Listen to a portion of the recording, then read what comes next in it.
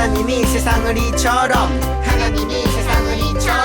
사랑하사 독생자를 주셨으니 청소년 공동체 바로 세우기 믿음 생활 시작하기 3과를 살펴보고자 합니다.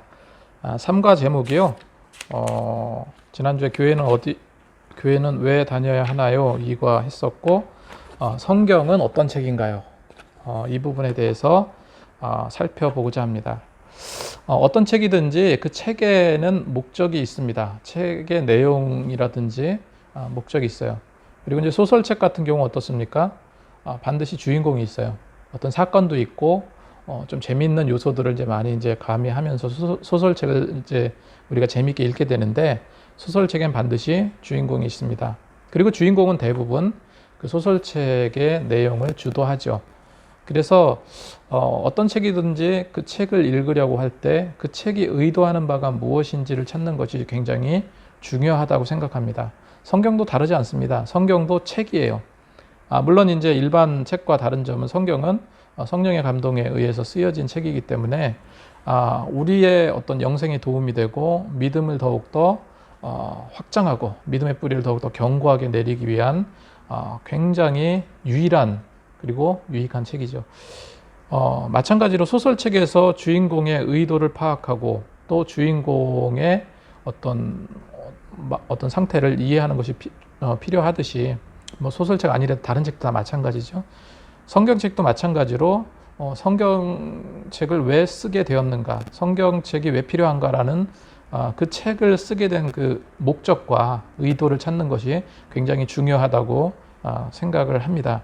그래서 성경에 대해서 뭐 어렵게 이렇게 설명할 게 없고, 왜 처음 이제 신앙생활 처음 하는 학생들 같은 경우 교회는 예배도 드리는데 항상 교과서 같은 성경책을 가지고 다닌단 말이에요.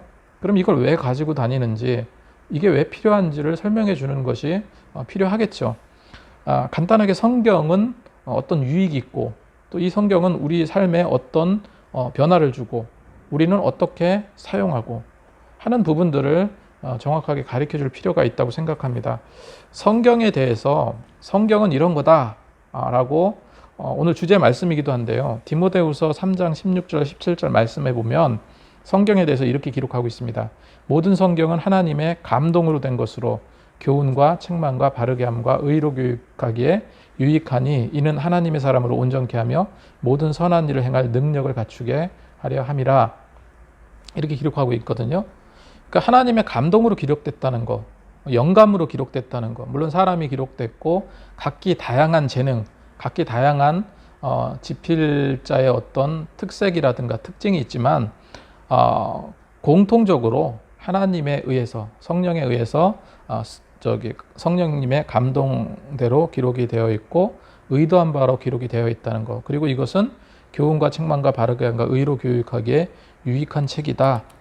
그리고 가장 중요한 것이, 핵심이 이겁니다. 모든 성경은 하나님의 사람으로 온전케 만드는데 그 목적이 있어요.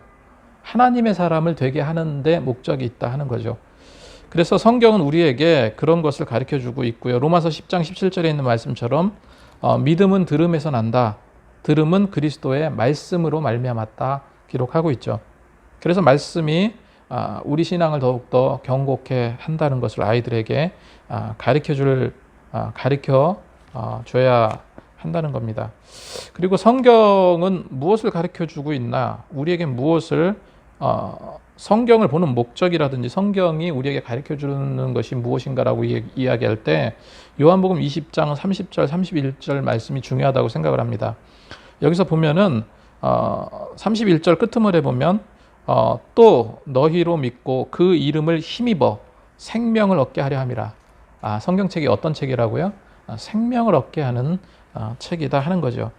그래서 이 성경에 대해서 이런 기본적인 사항들을 아이들에게 간단하게 설명해 주시고, 중요한 것은 성경은 우리가 이제 학생들이 공부할 때 교과서 가지고 공부하고 막 그냥 줄도 쳐가면서 외워가면서 공부하듯이 성경은 그냥 예배 성경 구절 한두 절 이렇게 후딱 이렇게 읽어 나가는 그런 책이 아니라 성경은 교과서 같은 책이다 하는 것을 아이들에게 가르쳐 주세요. 그리고 성경은 집에다 꽂아 놓는 책이 아니라 읽고 묵상하고 그렇게 해서 삶의 지침이 될 수 있는 책이라는 것을 아이들에게 분명히 가르쳐 주시기 바랍니다. 그렇게 했을 때 아이들의 믿음은 더욱더 견고하게 자라날 줄로 믿습니다. 예, 오늘 3강은 이렇게 마무리하겠습니다. 감사합니다.